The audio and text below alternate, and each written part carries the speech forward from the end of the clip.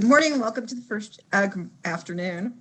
Welcome to the first meeting of the Assembly Committee on Revenue for the 81st session of the Nevada Legislature. Will the Secretary please call the roll? Assemblywoman Anderson. Present. Assemblywoman Benitez Thompson. Here. Assemblywoman Bilbray Axelrod. Here. Assemblywoman Considine. Present. Assemblyman Hafen. Assemblywoman Kasama. Here. Assemblyman Miller. Present. Assemblyman O'Neill. Here. Assemblyman Orntlicker. Here. Assemblyman Roberts. Here. Assemblyman Yeager. Here. Chair Cohen.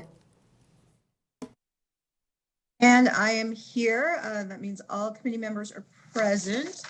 We certainly have a quorum. Thank you all members for that. I'd like to welcome all of you watching or listening over the internet to this virtual meeting.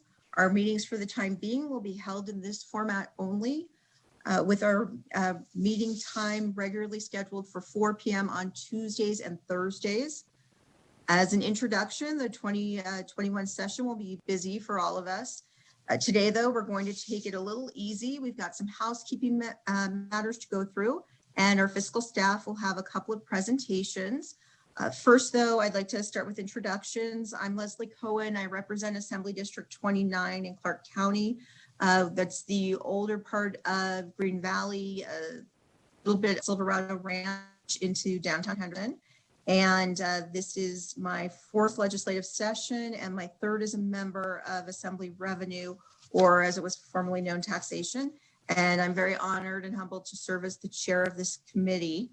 As you know, Nevada is a citizens legislature. We have 63 members of the Senate and Assembly together when we're all here. And we're not full-time politicians, but ordinary citizens from 63 different walks of life.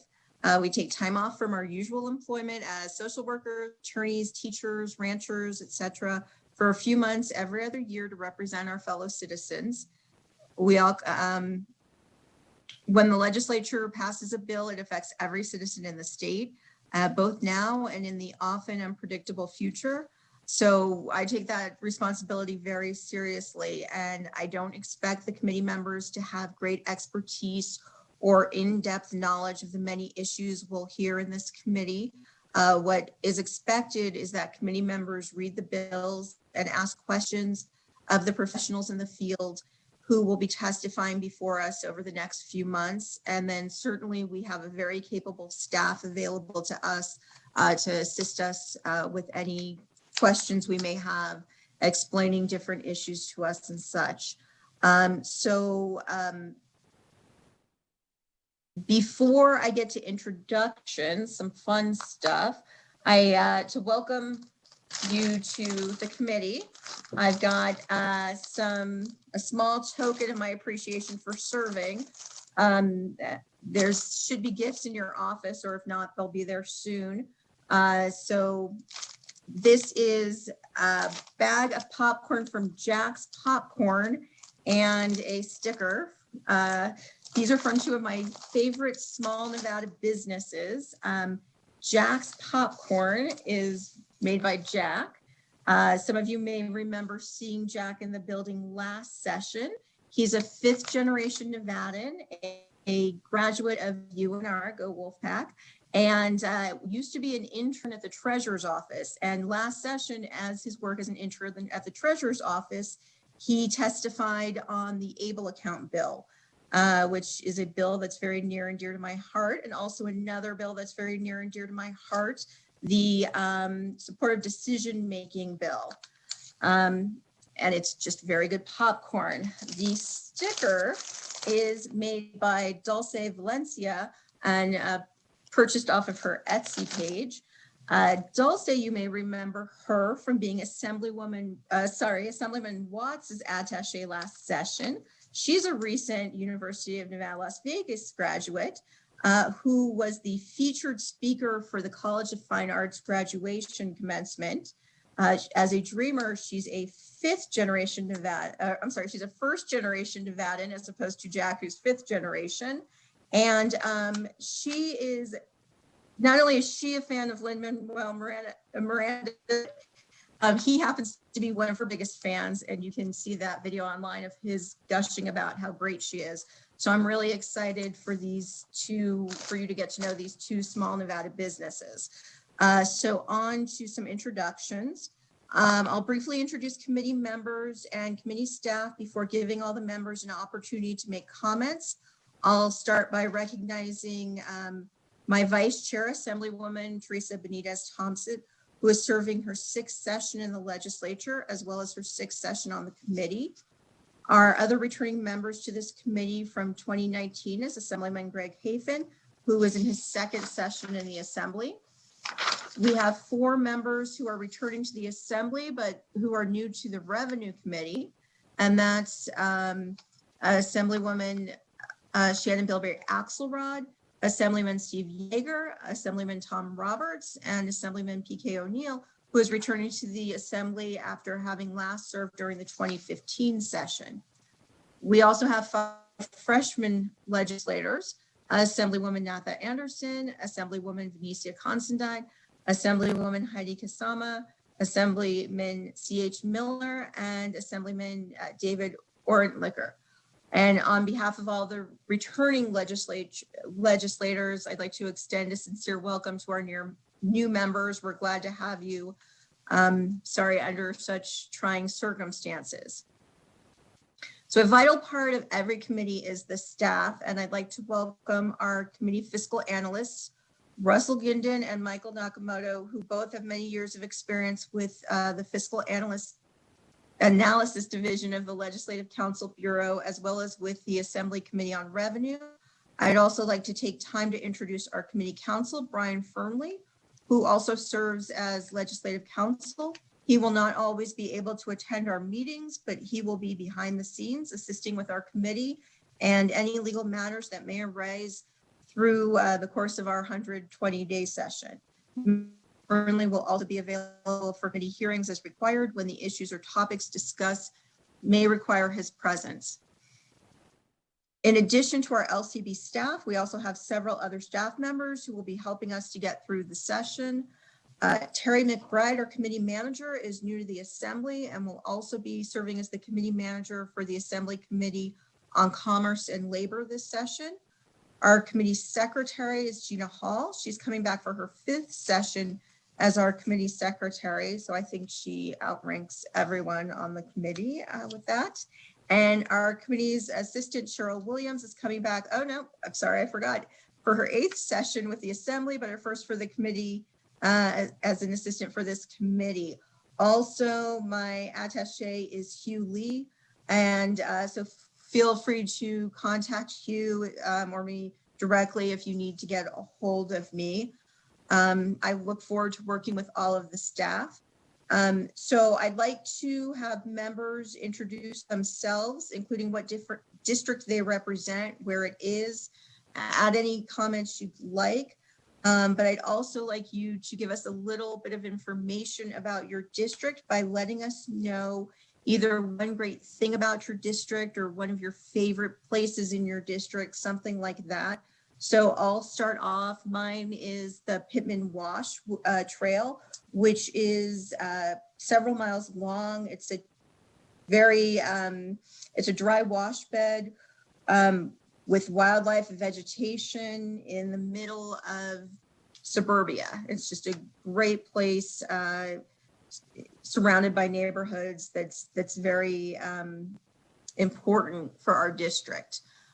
So with that, I will ask our Vice Chair, Assemblywoman Benitez Thompson, to introduce herself. And then from there, we're going to go alphabetically. So Assemblywoman Benitez Thompson. Hi, I'm Assemblywoman Benitez Thompson, and this is my 6th time serving on this committee. It's the only committee that I have consistently served on all throughout my legislative career.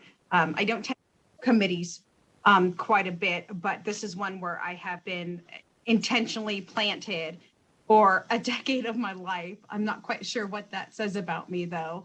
But truth be told, and I don't think it's a secret, it's absolutely my favorite committee, other than Ways and Means. And the reason being that you can't appropriate it if you don't collect it. And so good government only functions when we have the ability to fund good government. And I think conversations around how we spend money, how we collect money, who we tax, who we don't tax, how revenue is generated is all very meaningful and is often really about conversations about fairness. And that's why I like being here.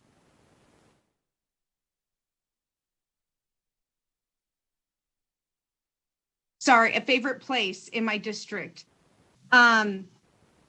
I tend to frequent a local bakery in my district, Bachstrube. And I think some of you may have sampled some Bachstrube over the years if I brought it in. And they are right next door to one of my favorite coffee places in my district, which is Walden's, but they hold a close tie with the Purple Bean. Very good. Thank you. From there, we will move on to Assemblywoman Anderson. Thank you. Thank you so much, Chair Cohen. My name is Natha Anderson, and I am representing Assembly District 30, which is basically the heart of Sparks and a little bit of the Reno area. And I'm so sorry about my glare. I'm moving my desk soon, I hope. So this is my first year on the committee, obviously, my first year here in session and legislature. So I'm very excited to learn about this and to get a chance to work with everybody. My favorite place in Sparks, there's so many great places. I've got two. I'll first start off with the marina, which I think I love the marina more because of its history than the actual item, because the marina first started off actually as an eyesore. It was a pit, literally a dirt pit, that we had some floods and some other horrible things that happened because of weather. I think locust at one time came. I mean, there are some problems with it. And instead of just saying, well, whatever, our community came together and figured out a way to make it something positive. And so it's now a little marina in the middle of the desert that is that a lot of people like to come out and walk around. And then my second place is Chuck's Boulevard Pizza, because it's owned by one of my former students, because I neglected to say that I am a teacher in my real life. So I'm very honored to be here and looking forward to working with everybody. Thank you. Thank you. And I think we would be remiss if we didn't remind everyone that Assemblywoman Benitez Thompson is a social worker. So she knows a lot of what she talks about on this committee from a very different perspective about how it affects Nevadans are often the most in need. Okay, so moving on, Assemblywoman Bilbray Axelrod, will you please introduce yourself? Thank you, Chairwoman. I am Shannon Bilbray Axelrod. I represent Assembly District 34 in Las Vegas. It is in the sort of northwest area. It used to be pretty far northwest. Now it's almost central these days. But it's a wonderful district. And I too have some great places in my district, but one of my absolute favorites is an area in which I live called Desert Shores. It is three different lakes, once again, in the desert. And on one of the main lake, they have a number of restaurants and venues there, and a wonderful little bakery and lunch shop called Rooster Boy, a wonderful restaurant and wine shop called Marshy Bacchus, and then a really wonderful gourmet restaurant called Americana. And you go there and you see the geese go by, and you're sitting on the lake overlooking, and you totally forget that you are in Vegas, because it just seems like you've been taken away somewhere magical. So if you have a chance to spend any time in Vegas, definitely check out Desert Shores and those good restaurants. Thank you. Next, Assemblywoman Considine. Thank you, Chair Cohen, and I represent, well, this is my very first session, my second day. I'm super excited to be here and to learn so much from all of you, and I'm so glad to be on the Revenue Committee. I represent District 18, which is in the sort of southeast area of Las Vegas and a little bit of Henderson. Boulder Highway kind of cuts right through it. But to the east is the place that is my favorite. It is the Clark County Wetlands Park. Essentially, all of the water that drains from the valley will go through the Wetlands Park and on its way to Lake Mead. But it's an amazing stop for migratory birds. There's so many different birds that you can go and hike over and take a look at. Fish, animals, just amazing, wonderful place to be. And it's incredibly quiet and away from everything. And it's really, you know, butting up against residential areas. It's just, it's a gem. So that's definitely the great thing about my district. And I'm lucky to be here, and I appreciate all of my constituents who elected me, and I'm glad to represent them. I'm an attorney by trade, a graduate of the Boyd Law School at UNLV, and I have spent my entire legal career at Legal Aid. Thank you. Wonderful. Thank you. And go Boyd. Okay, with that, we will move on to Assemblyman Heathen. Thank you, Madam Chair, and thank you for the popcorn. Mine happens to be gone now, so I appreciate that. My name is Gregory Haythen II. I represent District 36. I believe it's the largest, geographically speaking, district on this committee. So for you to ask me what my favorite part of my district is probably impossible. I do know that Assemblyman Yeager does love to visit Red Rock Canyon to do his excessively long runs. I enjoy mountain bike riding out there. Logandale trails on the far east end of my district. There's a lot to love about it. A couple of other things I'd like to mention. My district actually has 3 wineries. I believe there's only 5 in the state. And we have a private racetrack that is about to become the world's longest racetrack. And so very unique, very diverse district. And as the majority leader said, this is also one of my favorite committees. And so I'm looking forward to it, and looking forward to working with every one of you. Wonderful. Welcome. And not about the racetrack or the 3 out of 5 wineries. Okay, Assemblywoman Kasama, you'll go next, please. And if I'm mispronouncing your name, please. Kasama is correct. So, absolutely correct. Thank you to everybody. I have to echo, I had my anniversary dinner at Mache Bacchus on the lake there in Desert Shores, one of my favorite places to go. I will leave my district to go there. So it's a great place. And I'd like to know from Assemblywoman Benitez Thompson, what was it you said that was your favorite thing at the bakery? I don't know what that is, but if it's your favorite thing, I think we should all get a taste of that. So I like all of their things, but they make a princess cake, which is really good. And then at the holidays, they do a Stollen.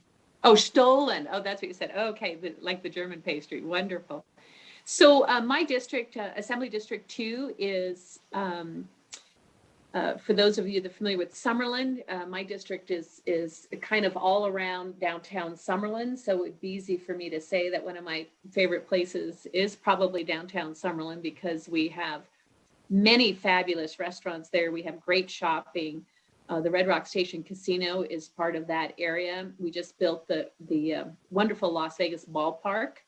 So when we don't have COVID, we've got the baseball field open, and it's an incredible venue. People can go to the park, and then they can walk over to the downtown Summerlin for restaurants and shopping. And it's just become such a vibrant area in my community, which we all just love, because like many other places in our state, we used to drive by and there was nothing but scaffolding and skeletons that weren't being built for years there. And I would always apologize. I'm in real estate in my other life, and I drive by and say, this will be beautiful one day. And it's nice that it finally got there. And of course, in Summerlin, we have just beautiful walking trails and a lot of parks. And so fortunate to be living in that beautiful area. And I certainly love showing it off and talking about it to people too. So that's kind of my district and my area. Thank you. Assemblyman Miller, please go ahead. Thank you, Chair. Again, Cameron Miller, Assemblyman Miller, Assembly District 7. I'm in the northern part of the Clark County, the Las Vegas Valley, pretty much on the cusp or the borderline of Las Vegas and North Las Vegas. So pretty much between Cheyenne and Craig Road. The place that I love the most in my district is the CSN North Las Vegas campus. It holds the CSN Tyrone Thompson Student Union. And as many of you know, Tyrone Thompson was my cousin. And I know he meant a great deal to the state and to the institution of the Assembly, just the legislature as a whole. But even beyond that, I have a background in film and television production that started with me being an actor. The very first play that I performed in was at the Horn Theater at CSN North Las Vegas campus. When I started my higher learning journey, I went to CSN right out of high school to the North Las Vegas campus. My father got his hotel management degree from CSN North Las Vegas campus, and my son is currently attending CSN North Las Vegas campus with a goal to become a nurse. So that is hands down my favorite place in my district. And I'm excited to be on the Revenue Committee. This was a place that I wanted to be to understand really fundamentally how the state works. How do we make money? How do we make money and what do we do with it? So that was important for me coming into the legislature, and I look forward to learning more and working with everyone. Thank you very much. And you're right, Assemblyman Thompson will always mean a lot to this institution and to its members. Okay, and with that, we will move on to Assemblyman Orntlicker. Please go ahead.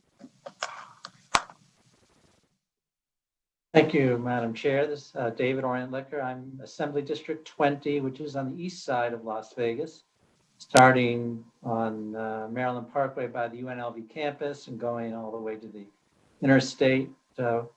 We have lots of great things in our district, which is East Side Paradise and Northwest Henderson, FLM Chocolate Factory, Sunset Park, and my favorite shopping trifecta of Costco, Trader Joe, and Sprouts.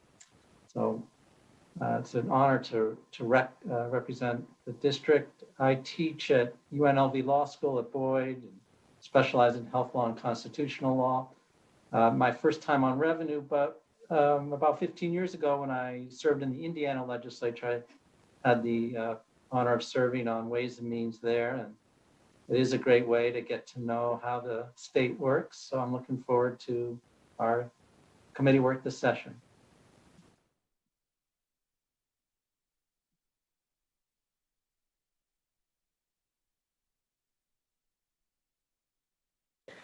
Chair Cohen, this is broadcast. We need you to unmute if possible. Oh, sorry.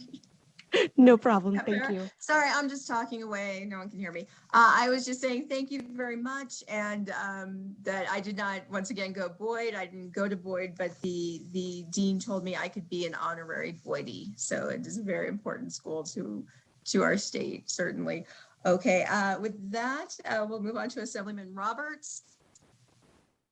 Thank you, Madam Chair. Tom Roberts. I represent Assembly District 13, which is in the northwest part of the Las Vegas Valley. My district is north of Ann Road, west of Decatur, east of US 95. It's not a very big district. It's primarily residential, a lot of horse properties. My favorite place in the district is Floyd Land Park. It used to be a state park. The city of Las Vegas took it over.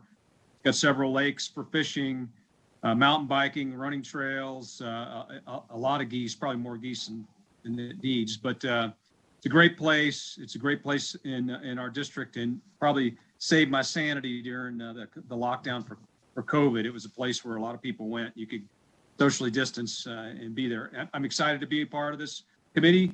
I'm looking forward to learning more about the revenue in our state. In my former life, I was a retired police officer. I did 30 34 years in the United States Air Force and in between Metro, where I retired as assistant sheriff a couple of years ago to do this. I look forward to working with you all. Thank you very much. And Assemblyman O'Neill, I'm sorry, I skipped over you. Thank you for being patient. Why don't you go ahead now? I don't mind letting Tom go first any day of the week. He's the boss. I'm PK O'Neill. I represent Assembly District 40, which is all of Carson City, and then the southeast part of Washoe County, the east side of Washoe Valley, Steamboat, and up to the Story County line. And I will say probably the most favorite is also probably my least favorite part of the district right now is 401 South Carson Street, which we also known as the Legislative Building. But moving on, my really true favorite part of the county, I will say, is our state museum, the old Mint. Friends come out from the East Coast regularly, and it's one of the first places I take them to. So because of the variety, and it really gives them a history of what Nevada is and where we've come from and how proud we are of this state that so many of them think are just a desert land and really has no value to it. So I always enjoy bringing my East Coast friends out that way. I did 40 years in law enforcement. I started back east, then came west, young man, and did 30 years with the State Department of Public Safety and Investigations. I served in 15, as you said. I took a little leave, came back now. This is my first shot on revenue. I look forward to both learning and sort of, as Assemblyman Miller said, learning really how the state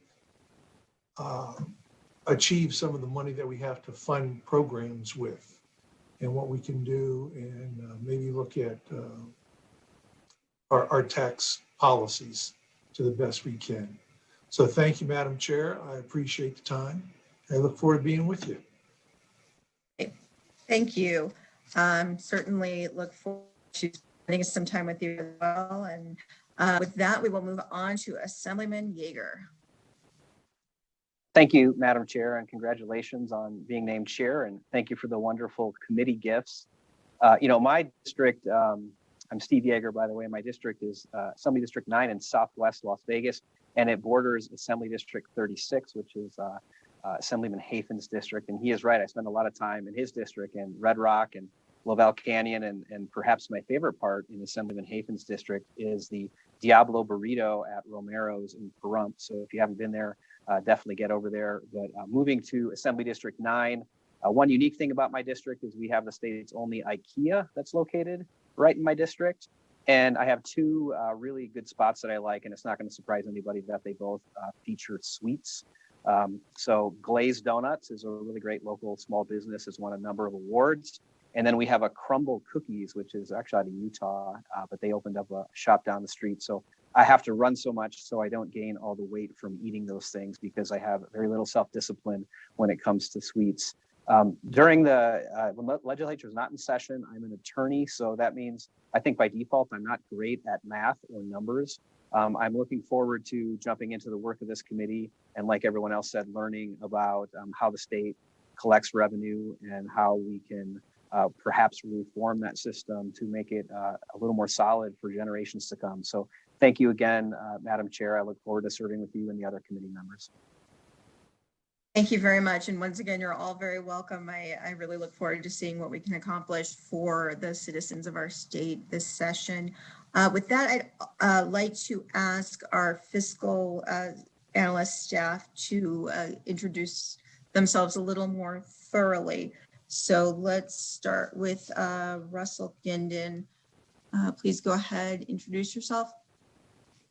Thank you, Madam Chair. I'm Russell Ginden. Thank you. I'm Russell Ginden. I'm a Principal Deputy Fiscal Analyst with the Fiscal Analysis Division. And so some of you probably know me from being on the Taxation Revenue Committees. I'll tell you a little bit about myself just for background, I think, for the benefit of the new members. I came to the state of Nevada in 1994. I worked for the budget office for 2 years. And then I worked for the Gaming Control Board for 3 years. I came to the Legislative Council Bureau in the fall of 1999, and I've been here since. This is my 11th session. This is also my last regular session. And so try and comply with the chair's request as your nonpartisan staff that we represent all of you and in some sense serve you and all the constituents in your districts. And so would you believe me if I told you my favorite place is the legislative building during session? So I'll leave it at that. But I look forward to working with all of you and Chair Cohen this session. I realize it's going to be an interesting one in this virtual environment, but I do believe we have the technology available to us to allow staff to get the answers and the information that you need. And obviously, as a member of the committee or as a legislator in general, Michael, Joe, and I are always available to you. We're affectionately or unaffectionately known as the tax team, depending on your perspective on that particular word. And so, but again, feel free to reach out to us and make use of us as your staff. Thank you. We certainly appreciate, we know the work that, I think actually we don't know. We appreciate, but we don't exactly know all of the work that you and the rest of the staff have put in so far. So with that, we will move on to Mr. Nakamoto, sorry. Please go ahead, introduce yourself a little more thoroughly. Thank you, Madam Chair. I am Michael Nakamoto. I am a Deputy Fiscal Analyst with the Fiscal Analysis Division. I started with LCB Fiscal in November of 2005.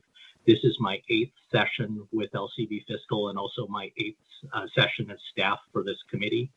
Before that, I was a staffer for the Assembly. I was a proofreader during the 2005 session, so I have been on that side of the fence as well as this side of the fence. Prior to that, I am a graduate of the University of Nevada, Reno, with degrees in political science and economics. I am almost a native Nevadan. My parents moved here when I was 11 months old.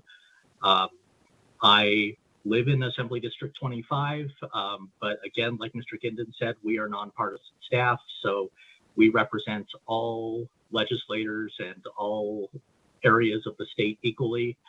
And again, I am here in the same capacity to answer any questions and assist this committee, and I look forward to working with all of you. Thank you. Thank you very much. And with that, also joining us is Joe Reel, and I'll let Mr. Reel explain a little more about himself or explain. He's a fiscal analyst on the Senate side, but is, as was stated before, they're the tax team. So we're lucky to have the whole team with us this session. So Mr. Reel, please go ahead. Thank you, Madam Chair. Again, my name is Joe Reel, and I'm a Deputy Fiscal Analyst with the Fiscal Analysis Division. I've been with the Legislative Council Bureau now since 2008. Of course, this is now my 7th session. And as stated, I staff the Senate Revenue and Economic Development Committee, have done so in all my time here. And then now I'm just joining here in the Assembly side just to provide additional coverage as part of the team, given the virtual environment that we're having to work in now. And I guess my interesting thing is that I, of course, love golf. And so my favorite place is any golf course in any of your districts. So thank you very much. And Madam Chair, if you would allow me just to explain to you and your committee members that, as was stated, Michael is going to be staff to the Assembly Committee, and then Joe is, and that's what we've been doing since the 2009 session as the tax team. But as the team lead for the tax team, I believe, given the environment that we're in, it makes more sense to have all three of us, to the extent our schedules permit, to be attending and staffing both committees, because you just don't know with the uncertainty out there what will be needed in terms of making sure that we have the resources available as staff to both committees. So I appreciate the chairs of both committees allowing us to staff the committees this way. And from time to time, you may not see all three of us because serving 63 legislators, sometimes there's other demands on our time. But I just, again, I appreciate all of you allowing us to use this business model to provide the staffing services to the committees this session. So.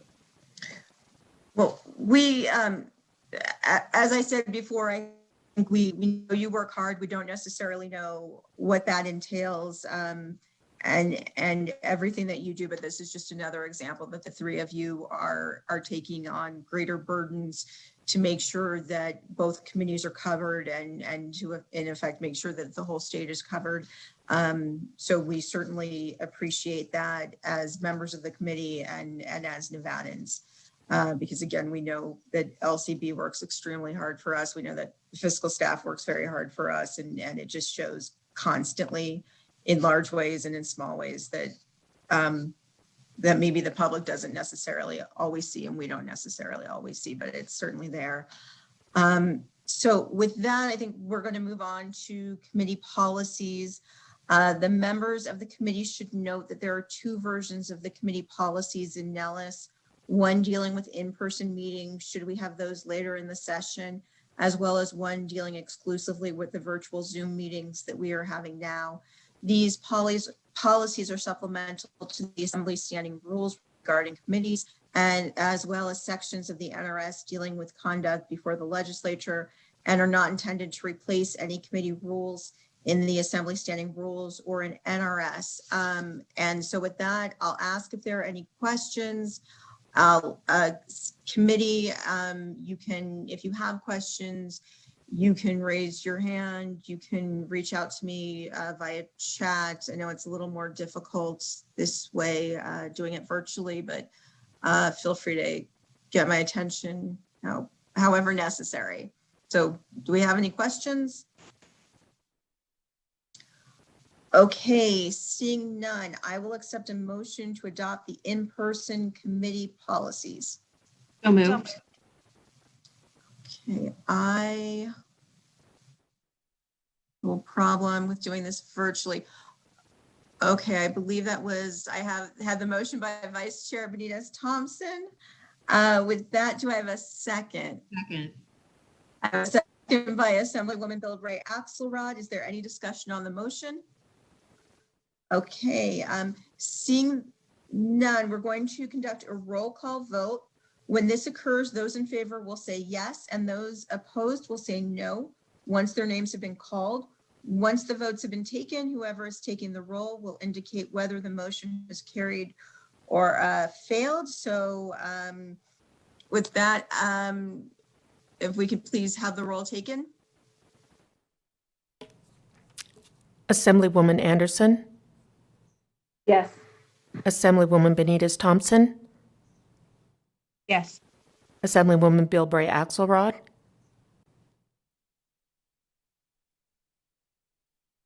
Assemblywoman Considine, Yes. Assemblyman Hafen, Yes. Assemblywoman Kasama, Yes. Assemblyman Miller, Yes. Assemblyman O'Neill, Yes. Assemblyman Orntlicker, Yes. Assemblyman Roberts, Yes. Assemblyman Yeager, Yes. Chair Cohen. Yes. Okay, and with that, we are unanimous. So I will accept a motion to adopt the virtual committee policies. So moved. Do I have a motion? Okay, I have a motion by Vice Chair Benitez Thompson. Do I have a second? Second. Okay, can I see a hand for whoever did the second? Okay, I have a second. Thank you by Assemblywoman Kasama. Is there any discussion on the motion? Okay, seeing none, we will once again conduct a roll call vote. Please go ahead with the roll call. Assemblywoman Anderson, Yes. Assemblywoman Benitez Thompson, Yes. Assemblywoman Bilbray Axelrod, Yes. Assemblywoman Considine, Yes. Assemblyman Hafen, Yes. Assemblywoman Kasama, Yes. Assemblyman Miller, Yes. Assemblyman O'Neill, Yes. Assemblyman Ortlicker, Yes. Assemblyman Roberts, Yes. Assemblyman Yeager, Yes. Chair Cohen. And I am a yes. With that, we are once again unanimous. So thank you very much. With that, we'll move on to a few housekeeping matters. The committee will begin promptly at 4 p.m. on Tuesdays and Thursdays. I ask that all members, unless excused in advance by me, be in attendance for all the meetings. From the time the meeting begins until the meeting is adjourned. I understand members may have to testify on their bills and other committees during meeting times, but ask that you let me know in advance of that. Also, if you're, 4 o'clock is late if you spent the whole day in committees, and I'm not sure if any of the members have a 1:30 committee on Tuesdays and Thursdays, but certainly, especially if that's the case and we're running long, feel free to eat. We don't want anyone going hungry when they've spent all day in committee meetings. I do want to emphasize the importance of courtesy in dealing with other members of the committee, staff, and all the persons who testify before us. We must never forget that we're here to serve, and we're serving the public, and their testimony deserves our respect. I will let the public know that we will, obviously we're using technology. Many of us have multiple screens going. So we're looking at exhibits, that type of thing. On one screen, looking at the video of the hearing, on another screen, looking at people testifying as well. So it may look like we're kind of looking in different places and at different things, but we will be paying attention. And with that, I also ask committee members to, make sure that they're paying attention to these hearings and not any other devices, that type of thing. So with that, I've asked Mr. Nakamoto to provide a refresher to the members on the session deadlines and a brief summary of the topics and activity of the committee. If you'll please go ahead, Mr. Nakamoto. Thank you, Madam Chair. For the record, I am Michael Nakamoto, Deputy Fiscal Analyst with the Fiscal Analysis Division. And if you will bear with me just 1 second, I am going to bring up the committee brief, which is the first presentation that I will be making today. So for the people who are watching online, and I guess that is everybody at this point, I guess now that we're on YouTube, it's entirely possible that we have people in Sacramento or Seattle or Stockholm or anywhere in the world who possibly could be watching the Assembly Committee on Revenue this session. And if you are, more power to you, and we welcome you. But every session, this committee starts off by giving a presentation on the committee brief. And I always joke about the irony of me calling it a brief, because this may be the longest that it's ever been. And I'm not going to go through the whole thing, but I'm going to point out to the members, as well as to the public, just the information that is in here. This is in Nellis, so for the members as well as the public, you can go to the LCB website and go to Nellis and get a copy of this document that I'm going through here. And so the committee brief more or less is a summary of this committee, its jurisdiction, and some of the history and background from the previous session. And as Chair Cohen noted earlier, this committee was called the Assembly Committee on Taxation previously, and is now called the Assembly Committee on Revenue. So a lot of the references in here are to the Assembly Committee on Taxation from the 2019 session. So on the first page, you can just see an overview as well as just general information on staff here. On page 2, you can see a recap of this committee's work during the 2019 session. This committee received a total of 44 measures, Assembly bills and Senate bills, of which 31 were reported out of the committee, and then 26 of those 31 were reported to the governor or filed with the Secretary of State. Also beginning on page 2 is an overview of the tax legislation that was approved during the 2019 session.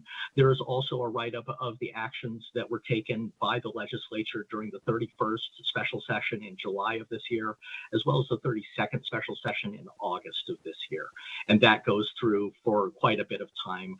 We go through and write up a lot of the legislation and even bills that weren't necessarily in the committee, but have an interest with respect to revenues and other fiscal activities that are written up here. If you get to page 17 of the bill or of this document, it talks about the chapters in Title 32 of the NRS. The Assembly is a little bit different than the Senate in that it doesn't specifically identify in the standing rules what chapters of the NRS deal with what particular committees. These are decisions that are made per individual bills, but historically the committee deals with the matters that are within Title 32, which is deals with taxation and revenue. This committee also, as of late, has been dealing with certain chapters within Title 18 dealing with economic development. As you'll note, we do have several bills that have been brought forward by the Governor's Office of Economic Development that were pre-filed bills. So there will be economic development matters that come before this committee as well. So on the next page, you can see the deadlines for the legislative session. These, if you've seen a 120-day calendar, and especially for those of you who have been around long enough, you know what these deadlines deal with respect to submitting your own BDRs, your bill draft requests, introducing your bills, first and second House passage, and the committee passages that go along with it. And then at the bottom of this particular page, you can see the list of the 6 pre-filed measures that this committee had received as of yesterday morning. When the pre-filed bills were brought forward and introduced yesterday, there is another bill that was introduced and referred to this committee, Assembly Bill 13. There were also 2 joint resolutions, Assembly Joint Resolutions 1 and 2 from the 32nd special session were referred to the Committee on Revenue. Beginning on page 19 is a list of potential BDRs that are related to taxation, revenue, and economic development.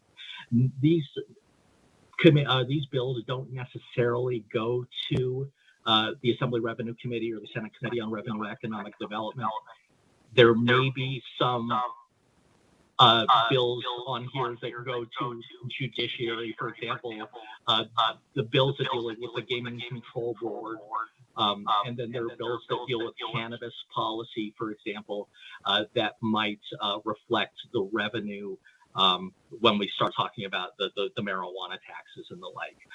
But this is a list that we maintain and we provide it for your information, just to, so you can see the kinds of things at least that we're looking at and that may be out there as items of interest for this committee going forward. Going to page 23, you have a list of all the members of the committee, both the Assembly Committee on Revenue, as well as the Senate Committee on Revenue and Economic Development, as well as staff contacts, both for us at Fiscal as well as Legal Division, as well as the committee staff that the chair introduced earlier. And then on the last page, page 24, is a directory of other key contacts at the some of the agencies that would be appearing before this committee. So the Department of Taxation, the Gaming Control Board, the Department of Motor Vehicles, the Governor's Office of Economic Development, and so on. That is all I had with this particular document, Madam Chair. If there are any questions, I would gladly answer them. Thank you. Hey, committee, do we have any questions?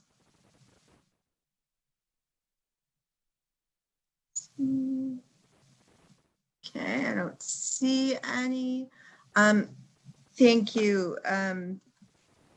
With that, let's move on to the revenue reference manual. Thank you, Madam Chair. Again, for the record, Michael Nakamoto with the Fiscal Analysis Division. Bear with me 1 second while I bring up the Revenue Reference Manual, and I believe everybody can see it. The Revenue Reference Manual is a document that is updated by the Fiscal Analysis Division in advance of every session. Those of you who have looked at it on Nellis and possibly panicked at the fact that it is over 300 pages long, you should have received a hard copy of it with a green cover. It should have been delivered to your office today. If you did not receive that, if you can let me know, I would appreciate that. And I'm obviously not going to go through the entire document either, because nobody wants to listen to me that long.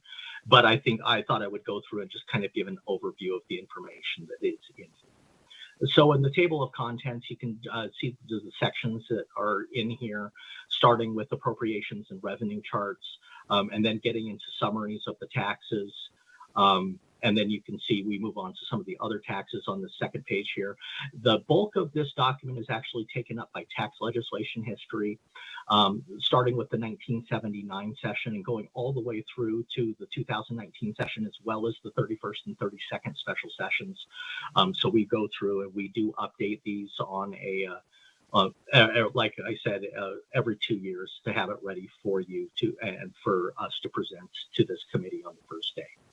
And then when you move on to the next page here, you can see that there's information from the Department of Taxation, as well as write-ups and information about the tax exemptions, abatements, deferrals, and credits. And then on the last page of the table of contents, you can see things about local government finance issues, as well as a section on fiscal notes. So I'm not going to go through the entire document. I'm just going to point out some of the things that are in here. So starting on page 3, you can see a pie chart that indicates the general fund appropriations approved by the legislature during the 2019 session for the current biennium, so FY20 and FY21. This does not reflect any of the actions that were taken during the 31st special session or the 32nd special session, for that matter, or even prior to that by the Interim Finance Committee when the pandemic started and budgets were cut as a result. This is what was legislatively approved at the end of the 2019 session.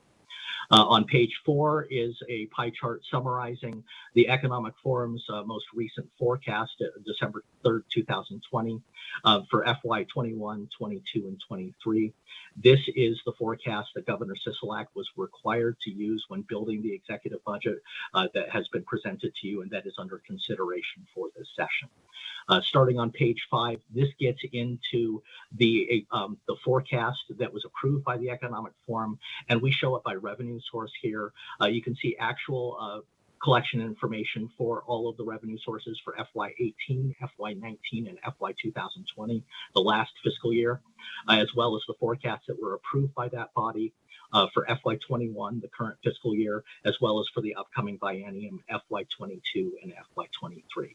So on this page, you can see the net proceeds of minerals tax, the sales and use tax, and then getting into the gaming taxes, as well as the live entertainment tax, the commerce tax, and so on. On page 2, we have information about the modified business tax, as well as some of the tax credit programs. And as we get more into this, we'll talk about the tax credit programs and what they ultimately do.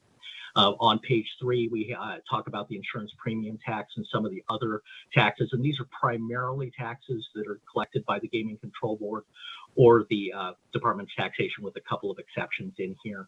And then the last couple of pages of this deal with some of the more minor revenues, licenses, fees, and fines. And then you get into repayments, interest income, and then other revenue. When you get to the total bottom there, you can see the total general fund revenue after tax credits. That is what is available for the legislature and or was available for the governor to build his budget, and what is ultimately available for the legislature to spend based on that December 3rd forecast. Behind that is just some notes talking about legislative changes since the 2015 session that have affected many of the items that are on this particular chart. So getting to page 17 starts the sales tax section. And so we write up the individual components of the sales tax. The statewide sales and use tax rate in Nevada is 6.85%. And that's actually made up of 4 different components. This first page is the sales and use tax, the 2% rate that is dedicated to the state general fund. And so for all of these revenues, we have common information that you can see on here. So you can see who administers the tax, the Department of Taxation in this instance, the procedures for the taxpayer to actually remit or to collect and remit the tax, the rate that applies, who receives the money, in this case, the state general fund, and then a breakout of the revenue that was received for any source for each of these for FY 2019 and FY 2020, as well as if it's a general fund source, the percentage of the total state general fund. We provide legal references if you want to go look at those. And then after that are notes about key pieces of legislation that would have affected all of those. So this is the first component of the sales and use tax, the 2% rate. Then you have the basic city county relief tax, which is a rate of 0.5% that is dedicated to local governments and distributed to them through what is known as the consolidated tax distribution or the C-tax. And there may well be discussions about the C-tax going forward. The SCCRT, the Supplemental City County Relief Tax, is the third component of the sales tax. It is a rate of 1.75%. That is also distributed through the C-tax, and that has different rules that apply as well, and we've written those up there. The fourth component is the local school support tax, the LSST, which is imposed at a rate of 2.6%. And this is the one that is dedicated to K-12 education in the state. And you can see how that is broken out here. I mentioned the statewide rate of 6.85%. Those of you in most counties in the state, particularly those of you who serve and live in Washoe County or Clark County, know that your sales tax rate is considerably higher. When we get to page 25, you can see a reference to the county optional sales taxes. Counties under legislative authority are able to levy additional sales taxes for various purposes. We talk about on this page how much additional tax there is by various county. On page 27, there's a breakout of the purposes as well as the revenue that is generated from those for each of those purposes for FY 19 and 20. And then on page 29 is a map that we have taken from the Department of Taxation that shows the combined property or sales tax rate in each county in the state. And this is current as of January 1st, 2021, as of now. Turning to page 31, that starts the summary on gaming taxes. The big one is the gaming percentage fee. That is the gross or the tax that is paid on gross gaming revenue by non-restricted gaming entities in the state. So your larger casinos by and large, but there are some smaller ones that would pay this. And the Gaming Control Board will be doing a presentation in this committee on Thursday, and they'll get it more into this tax. So we go through and we have other taxes that are on gaming in this section here. So when you get to page 41, that starts property taxes. There are a couple of taxes that are talked about in this section. The first is the property tax itself. And so we have information about average statewide property taxes as well as abatements that are applied to properties in the state, as well again as information on how much revenue was collected for local governments, school districts, and the state bond redemption and consolidated bond interest and redemption fund, because this is primarily a local government source. Turning to page 47 is the net proceeds of minerals tax. And again, this is the tax that is paid by mining entities based on the amount of proceeds that they take out of mining operations in the state. Because of the joint resolutions this session, there are likely going to be a lot of discussion about that, but that is where you would find the net proceeds of minerals tax. Starting on page 51 is excise taxes. So you go through and we have write-ups about the liquor tax, the cigarette tax, the tax on other tobacco products, the wholesale and retail marijuana taxes. So for example, on the wholesale and retail marijuana taxes, you see the recipients there that you would note that the proceeds from that after certain expenses are paid are deposited in the state distributive school account currently and go towards K-12 education. Then after that, you would have the transportation connection excise tax. We refer to that as the Uber tax, but it applies to taxi cabs and other common carriers and transportation network companies at a rate of 3%. After that are fuel and motor vehicle taxes. So we have the gasoline tax starting on page 63. So there's write-ups about the state taxes as well as the local taxes. We have pretty extensive details about the indexed fuel taxes that are imposed in both Clark and Washoe counties included in here. And you can go through and see all of that here. Starting on page 67 is a write-up on the taxes on special fuel. This is primarily a state tax, although there are indexed rates in Clark and Washoe counties. And pursuant to Senate Bill 48 of the last session, there are 6 rural counties that do also impose a 5-cent tax on diesel fuel, and we talk about that in this particular section here. There are other fuel taxes as well as the governmental services tax, which is the tax that is paid when you register your vehicle based on the value of that vehicle to the Department of Motor Vehicles. Starting on page 77 and getting into 79 are some of the other taxes that are collected.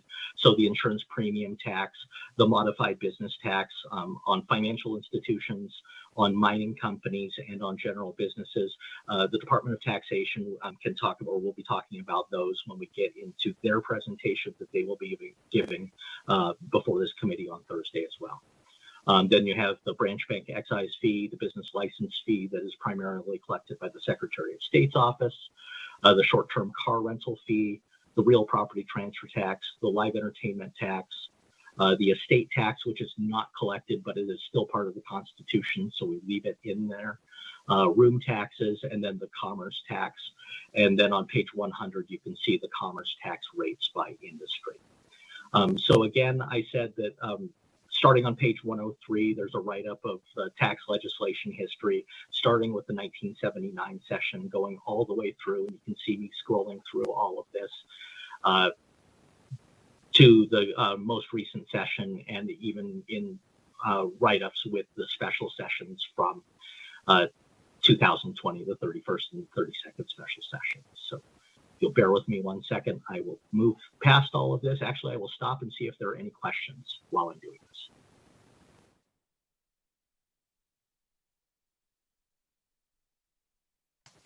Do we have any questions, committee? Madam Chair, this is Steve Yeager. I have a question. Please go ahead. Thank you, Mr. Nakamoto. This is very thorough, so I have some reading to do. I just had a question. I think it's a quick question, but the sales tax, obviously, it's paid by individuals and also paid by businesses when they purchase goods. And I'm just wondering if on the state level, do we have any kind of data or breakdown in terms of the amount of revenue generated by sales tax paid by individuals versus purchases made by corporations? I'm assuming the answer is no, but I just wanted to ask that question to be sure. Assemblyman Yeager, Michael Nakamoto for the record. I'm leaning to saying that the answer is probably no also. It would be difficult for us in looking at the data to necessarily point out who would be an individual or not. And even so, I would guess that my speculation would be that even if we did have that information, you'd be right that it's probably a minimal amount that is paid by individuals as opposed to being paid by businesses. Thank you, This Madam is Chair. Russell Ginnon, and I think just for clarification that remember the way the sales tax statutorily works is it's collected from the customer when they purchase it as a sales versus, and so we need to just to make sure we're getting the correct context versus, so that is people buying things in a sense paying the sales tax, but it's the businesses that are required statutory to collect it on the purchase and remit it versus if you're referring to the use tax side, which is somebody bought something from out of state, brought it into the state as a citizen, and thus under the law, they're supposed to be filing a use tax return. So in a sense, then that would be a tax return that's actually filed by a person versus a tax return that's being filed by a business that's collecting taxes and or a business could actually, as you stated, Assemblyman Yeager, they could also be required to pay the sales, well, report and pay the sales tax as a use tax thing as a business. Because, right, they bought a piece of equipment out of state, brought it into the state. They're the final retail consumer. Thus, the sales tax ends with them, and they would also have to report that as a business. So that's the mechanics of the sales tax. So then what's actually reported by the Department of Taxation? The amount of taxable sales that are reported by businesses and or any citizens that would have filed use tax returns, or any businesses that would have been reporting use tax on their sales and use tax return. And we don't have that broken out as that type of breakout. Great, thank you. I didn't suspect so, and I'm not asking you to try. I just wanted to make sure that that wasn't out there. Thank you, Madam Chair. If it was, your staff would love to have it too, Assemblyman, because we're data junkies. So, Committee, do we have any other questions? I don't think I see any, so speak up though if you do. Okay, before I ask mine, I'd just like to remind the committee, as remind the public, as Mr. Nakamoto said, both the committee brief and the revenue reference manual are available on Nellis. They're exhibits for today, for today's meeting. But I would like to ask you to go a little more in depth about the economic forum. We hear about it a lot, but I don't think we really, most of us understand what it is, what it does, who does what, that type of thing. So if you could just give us a little more information about why it's so important to us. Thank you, Madam Chair. Again, for the record, Michael Nakamoto with the Fiscal Analysis Division. The Economic Forum is a statutory body that was created, I want to say, during the 1995 session as a group of private sector individuals who are statutorily obligated or to develop revenue forecasts for the unrestricted general fund. So any of the revenues that you see on those sheets that we talked about starting on page 5, they are tasked with coming up with forecasts for those revenue sources based on information that is provided to them by the agencies that are collecting it, as well as forecasts that are developed by your Fiscal Analysis Division staff, specifically Mr. Ginn and Mr. Reel and myself, as well as the economists at the budget division of the Governor's Finance Office. Those forecasts are provided to them in public meetings. And so they are required statutorily to have one meeting on or before December 3rd of each even-numbered year. And the forecast that they develop from that is required to be used by the governor in developing his executive budget. There is another forecast or another meeting that is required to be held on or before May 1st of the odd-numbered year, so coming up here during session. And that revised forecast for those same years, the current fiscal year as well as the 2 upcoming fiscal years for each biennium, those are used by the legislature in developing the legislatively approved budget. And that's kind of the real high level of that. I am sure that Mr. Ginden will may have more information that he would like to provide other than that, but that's kind of the high level of what the Economic Forum does. I don't have anything to add. I think Michael covered it at a high level. I just think one of the things is, as we get further in the session, you'll start to hear us. We'll be watching the actual collections as they come in, so that we can compare them to see how we're tracking against the Economic Forum's December 3rd, 2020 forecast. And the forum statutorily is not required to meet until May 4th. So that's a little later than normal because the 1st is actually on a Saturday. So, but we will be keeping the chair, and then she can allow us to provide information if wanted on how the actual collections are tracking in relation to the forecast to the committee. and or just to put that information together in the tabular format and provide that to the committee members. Yes, thank you. And also for the committee and the public, Economic Forum Committee or Economic Forum meetings are streamed so they can be viewed. And you can also, I believe they're recorded and you can watch the older ones just like you can watch older committee meetings of the legislature. Okay, with that, do we have any other questions? Okay, seeing none, then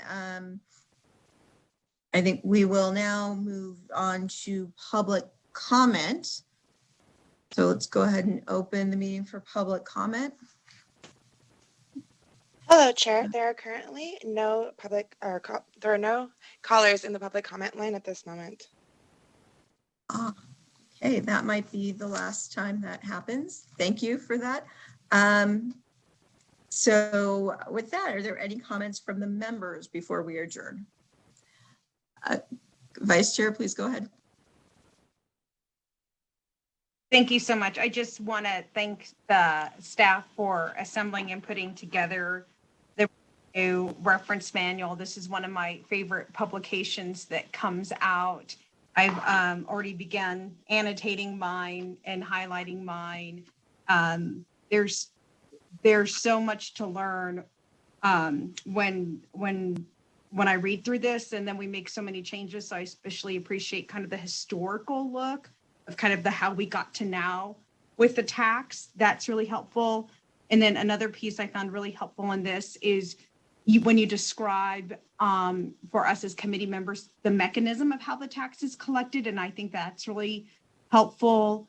I found that during the late spring of the last interim, when the pandemic hit, that we were having to get into the nitty gritty about when taxes were being paid and who's paying monthly versus who's paying quarterly, and really kind of trying to follow when payments were coming in so we could make sure that, everything, that when we did have money coming in and when we would know how much we did or didn't have coming in. So I really appreciate that we get that level of detail in here and that it all exists in one place. Thank you. Thank you, Madam Vice Chair. Thank you. Do we have any other comments from the committee?